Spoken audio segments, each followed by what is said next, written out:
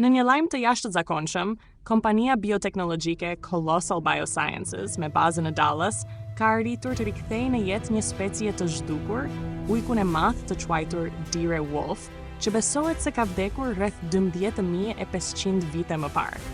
Kjo arritje përfaqëson rastin e parë të suksesshëm të një kafshë të rikthyer nga zhdukja, sipas kompanisë.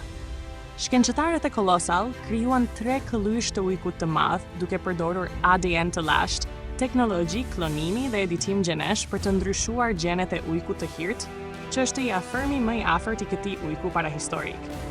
Rezultati është një hibrid i ngjashëm në pamje me paraardhësinë e tij të zhdukur. Ujku i madh, i njohur si Enochiondyrus, ishte një grabiçar i fuqishëm që dikur endej në Amerikën e Veriut. Ai ishte më i madh nëpër masa se sa ujku i hirt dhe kishte një kokë më të gjerë, qime të dendura dhe një nofull më të fortë. Kjo specie frymëzoi krijimin e ujkut të frikshëm në serialin e famshëm Game of Thrones.